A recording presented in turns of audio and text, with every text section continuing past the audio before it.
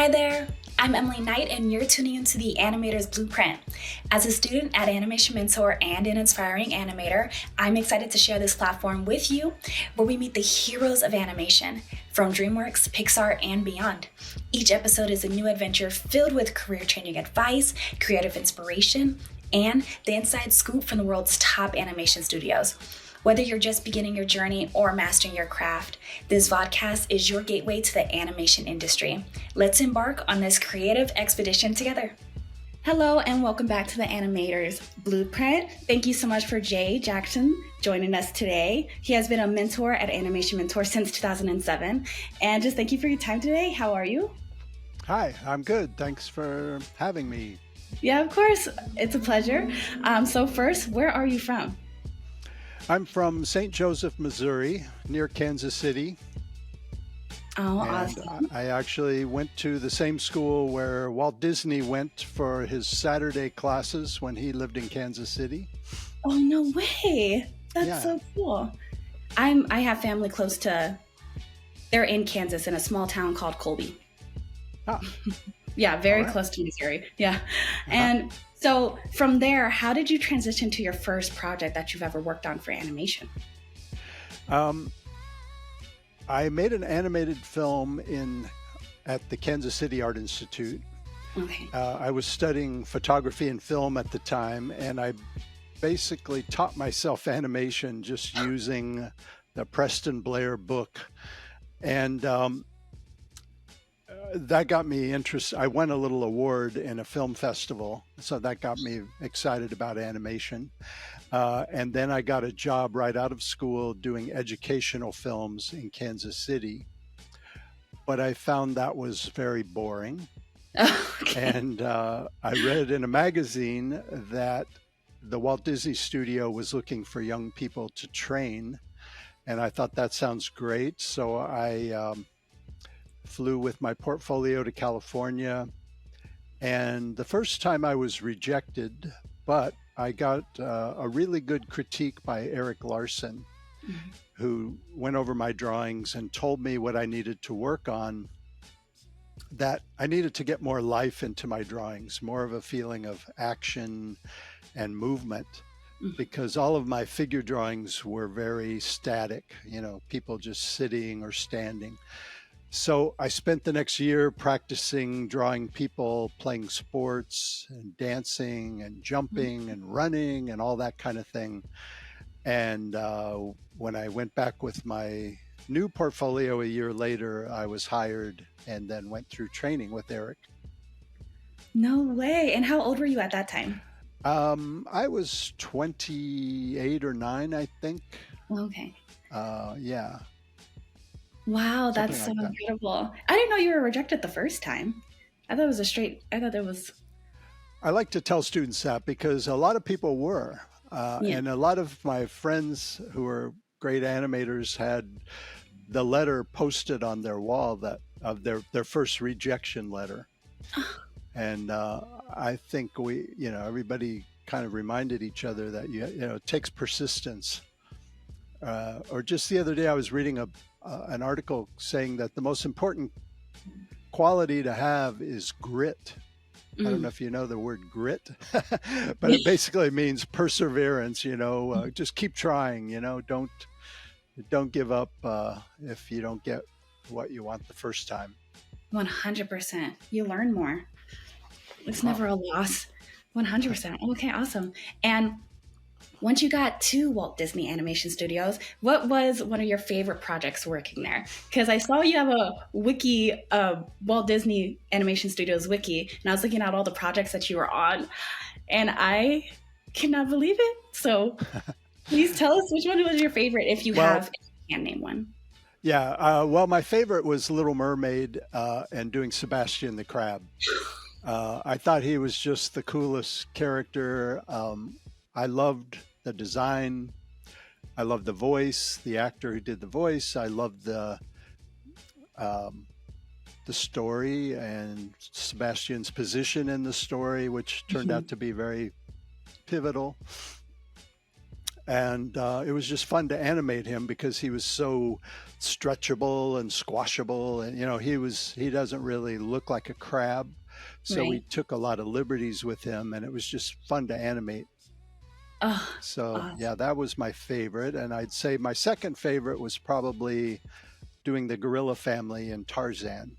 Oh, Was the really? lead animator on the family, which was kind of not the main gorillas, but sort of the gorilla extras. But I enjoyed doing the little baby gorillas that got to climb all over Tarzan and Jane, and yeah, that Oh, was fun. that's so awesome. So speaking of, because you brought up the Little Mermaid, speaking of adding music to animations, is there any difference from musical animations versus ones that are non-musical? Sure. I think it really helps to know how to dance a little bit. And my wife and I used to take ballroom dance classes. Oh, So we learned how to do the basics of the waltz and the foxtrot, but we spent most of our time doing the swing. okay. So in Little Mermaid, I also did a lot of the dance stuff in Under the Sea. And I used myself as reference for the slugs cutting a rug and some of the other dancing fish. And then that actually led to me doing a lot of dance animation over the years. Uh, Cats Don't Dance was a big one where I Yeah. animated Danny, the main character. Hmm. But anyway, I do think dance, knowing how to do something really helps you animate it. Because I knew the sort of a system of counting the beats, Hmm. and um, I kind of knew some basic steps that I could use. But I also used a lot of video reference, like the Nicholas brothers are some of my favorite dancers. And I used them as reference for Danny in Cats Don't Dance. Yeah. Oh, wow, that's so cool. I've always wondered because I saw you did a lot of animations that had music and singing, and then I see you've done ones like Monster House, and I was very curious. I was like, I wonder if there's a difference. And Mhm. also, animation from, I see that you had your first project around the 80s, correct? One of your first. Yes. Yeah. Fox and the Hound was the first film I worked on. Hmm. And that's my sister's favorite film Oh, ever. really? Wow. Yes, yes, she loves it. Uh She was stoked when I told her that I was doing this with you. From 80s to now, how has animation changed, if it has changed at all? Good or bad, both? Well, of course, bad for me is that 2D animation has kind of fallen out of favor, and Hmm. everybody's making CG films. Hmm. Um, I still prefer to draw. I learned how to do computer animation in Maya Hmm. because I wasn't ready to retire when Disney said they were going to stop making 2D films. Wow, yeah. Um, and so I did get a job at Rhythm and Hughes, and then Sony, where I worked for about 5 years on a bunch of films. And I gave it my best shot, but I never felt that I was as good at CG or computer animation as I am at hand drawn. Right. So when I got the opportunity to go back to hand drawn and work on the Simpsons movie, I jumped at that chance. And after that, I think I mostly became a freelance animator, and I did jobs in both. I did some CG, some 2D. Um, so the Simpsons movie was, of course, 2D or traditional animation. But then from after that, I worked on the Simpsons ride at Universal Studios That's, and did CG, but only a little bit. yeah. Um, yeah. Oh, wow, cool. And actually, I was just going to ask you, would you prefer 2D or 3D animation? You said 2D. Why do you Hmm. prefer 2D? Um, well, I like the freedom Mm, to do whatever I want with the character. I can stretch or 100%. squash any part or I can get, so many eye shapes just by quickly drawing them. Sometimes to get the eye shape I want in Maya, I have to, I might have to use 12 different controls or something. There's so many controls you have to play with if you have a good rig. So that's frustrating to me, and I still can't always, it depends on the rig really, but with a lot of rigs, I still can't always get exactly what I see in my head or what I would like to get with the expression.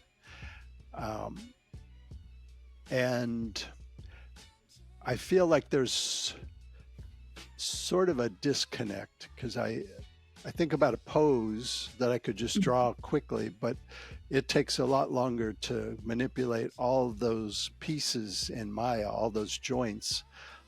And I start to kind of forget my what I was really going for, So I do a lot of thumbnail sketches before I start to animate a scene, whether it's traditional or computer. And so that helps me stay on track, and I can do those sketches really quickly. Oh yeah, we had to do thumbnails with class. Yeah, and I always recommend that to my students, and I know it's hard in the beginning, and most students and young people are impatient to start animating. And I was the same way, but all of the old guys, Frank Thomas and Ollie Johnston, Eric Larson at Disney, they all told us, spend half your time planning your scene and half your time animating. Ooh. And I don't know if I really spend half my time planning, but I do definitely spend as much time, more time than I originally had the inclination to do. And I do think it makes your animation go much smoother.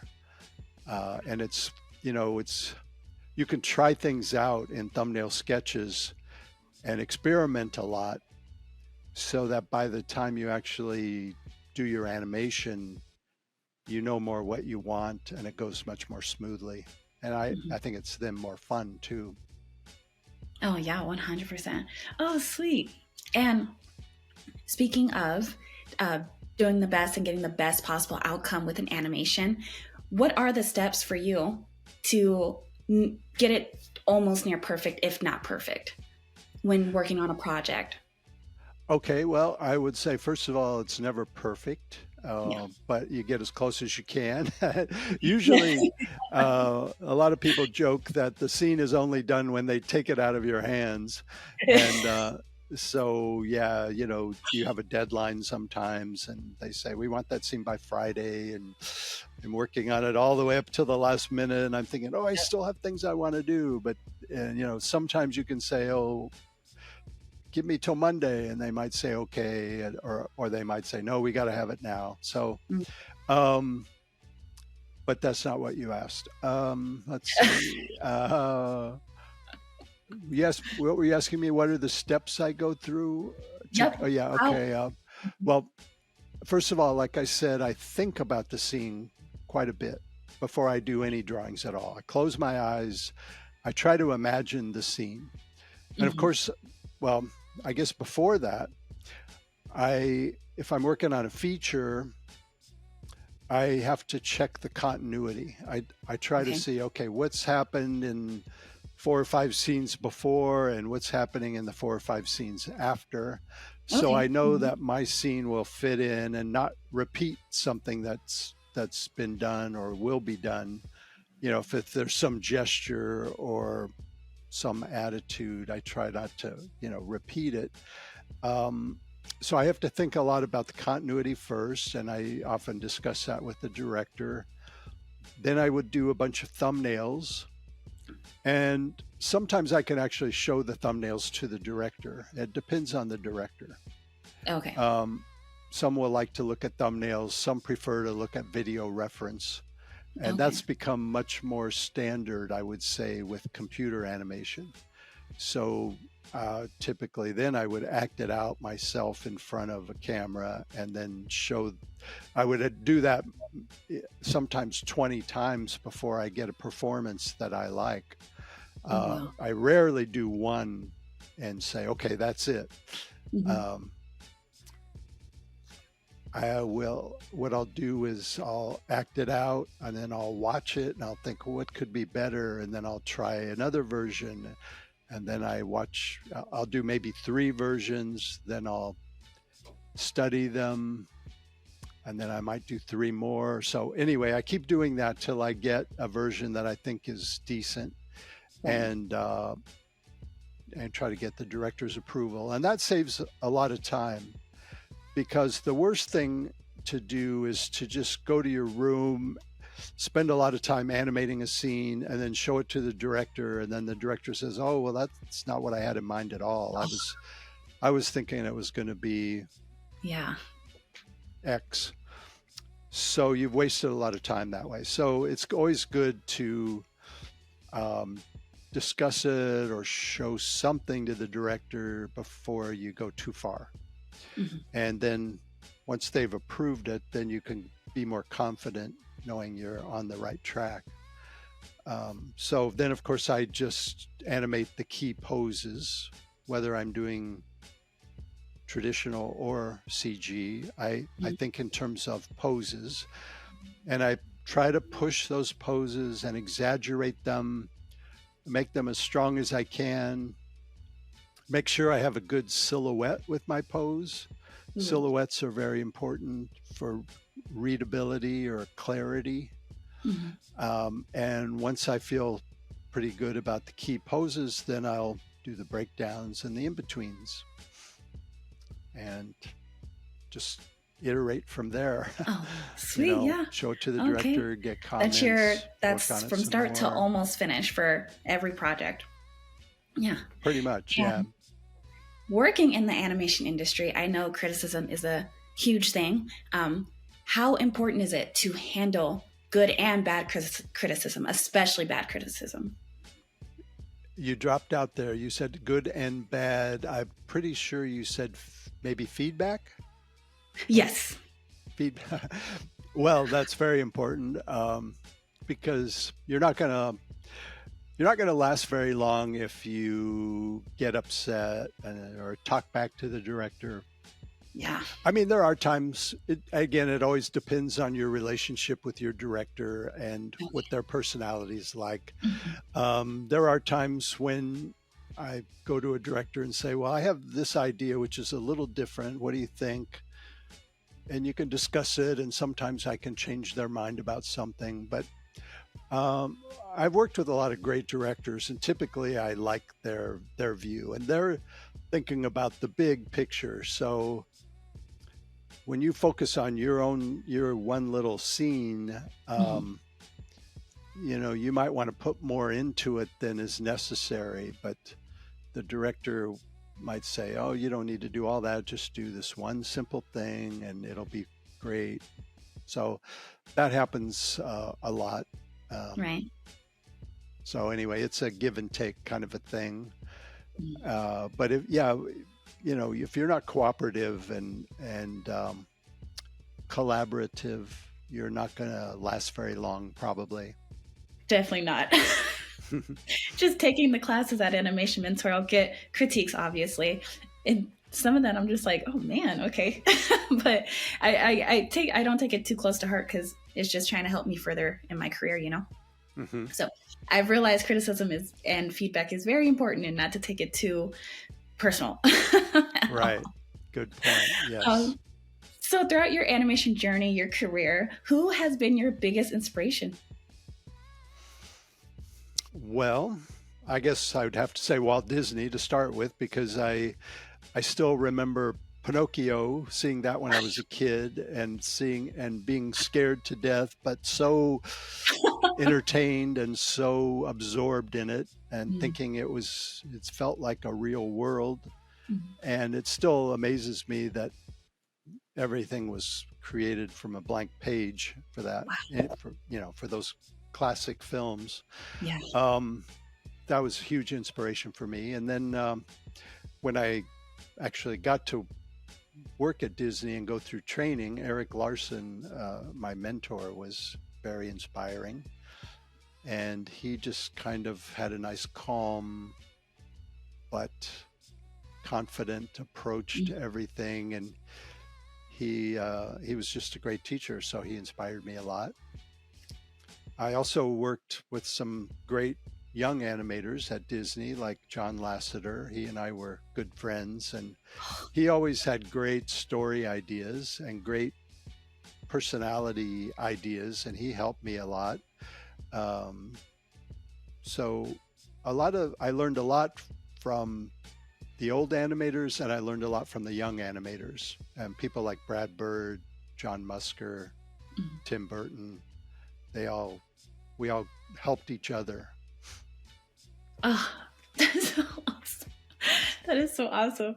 So I saw that you worked on the Simpsons movie, and I would love to hear any funny or cool stories that you have, as well as, was it any different from working on the Simpsons movie, which is a little older rating, versus working on a film like Little Mermaid or Monster House? Definitely different. Every film that I've worked on, they start with a storyboard, right? Or maybe a script, but then a storyboard. Okay. And at Disney, well, first of all, nobody follows the storyboard exactly. The storyboard can change, you know. Right. Sometimes you're working on the first part of the movie and they still haven't really figured out the ending.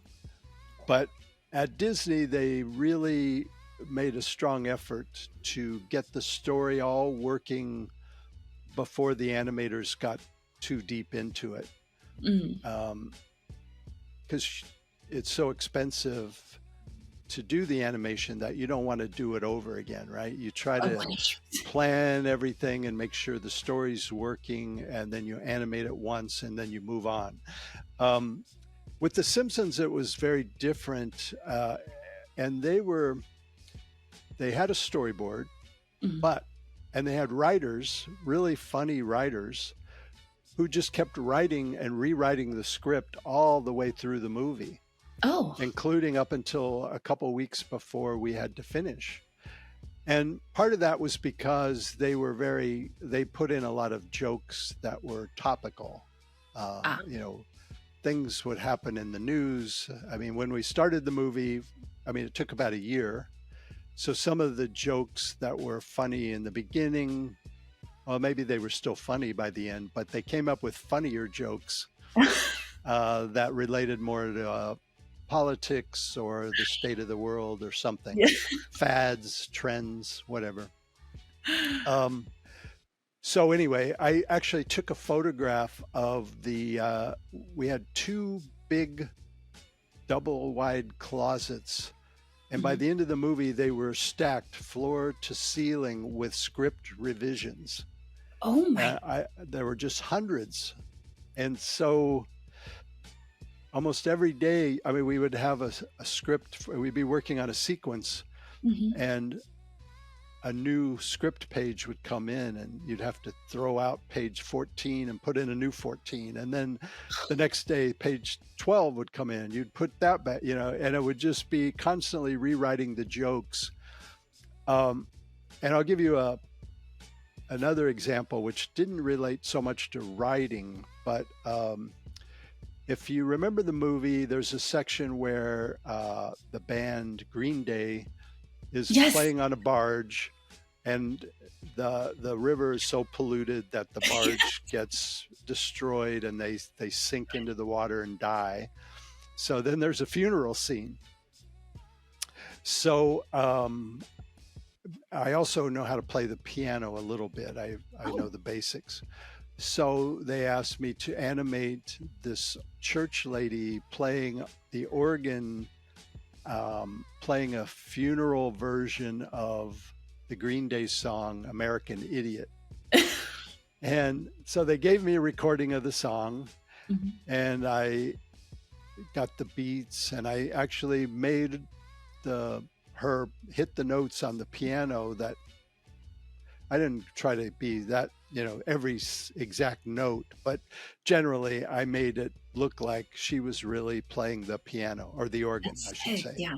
Yeah. And I spent a couple weeks doing that scene, and just when I was almost finished, the producer came in and said, "Oh, the other producers think that version is too slow," or something like that. And they said, "We want to make it a little bit faster." So we had the composer for the film redo that song and make it a little faster. So they gave it back to me, and they actually changed some of the notes and everything too. So I had to go Oh, back and redo everything and wow. retime it and make sure it looked like she was playing the new version. And then I was almost finished with that. And the producer came in and said, "Oh, Green Day, the band, found out that we redid their song, and they don't like that at all. And they said, that's our song. And if anybody's going to redo it, we want to redo it." Ugh. So they did a third version. Oh And my then I got that, and I had to redo it for the third time. And then that's the one that's in the movie. Oh my God. How long did each revision take? I don't remember. Probably could have been a few days to a week. I'm not Yeah. really sure. Oh, okay. Okay. But anyway, I was getting paid, a weekly salary. So it wasn't like it would have been really frustrating if I were getting paid by the scene, which sometimes happens when you work freelance. Oh, But, that happens. Changes and revisions happen. So you have to kind of get used to that too. 100%. Oh my goodness. 3 revisions? Mhm. That's so funny. But who doesn't love the Simpsons movie? I love the Simpsons movie. So, still as an animator, what is something that you still consistently struggle with? Well, I would say the hardest scenes are acting scenes, and trying. Sometimes it's hard for me to decide how much can I squeeze into a scene Mm, without it feeling like too much. So, right. um, some. Let's see, how can I say this? Sometimes you have a temptation to want to make too many expression changes Okay. during a scene. Mm-hmm. But you learn quickly from experience that you don't want to hit every accent. If there's dialogue, you don't want to hit every single word or accent with some Right. kind of a gesture or a head movement, because it becomes too much, right? So you have to Yeah. learn to pick the key accents and hit the main accent and then hit the next key accent and then kind of 100%. let it flow in between. And trying to figure out how much to put into a scene is part of it. I also like to try to make it look like my character is thinking, Mm. and Ooh. that can be tricky because there's typical ways. There's kind of cliche things like you can kind of go, Yeah. before I talk, yeah, blah blah blah. Mm-hmm. So hand on the chin and looking up, but there's many ways to do that. And when I'm watching movies, I try to notice that. I was just watching American Fiction, the film that's out now, and it's a great film. And I really like Jeffrey Wright, and I noticed before he talks, he'll just like squint a little bit, or he'll just cock his head a little bit, or do something that shows that he's thinking rather than just blah blah blah blah blah blah blah blah blah. He's like, okay, blah blah blah, oh, Ah. blah blah blah. So Yeah. if you can make an animated character look like they're thinking, Mm-hmm. they seem much more alive. So I 100%. think that's really important, and I'm always telling my students that, try to show thought process. Oh, awesome. All right. And I always like to ask this question at the end of all the interviews. What is the best piece of advice that you can give to those just starting in animation? Well, I kind of think I've already given you my best tips. What plan? Well, let Yeah. me think for a second. My best tips. Well, it's hard to narrow it down to just one or two, but first of all, observe life. That's very important. Observe other people and Yeah.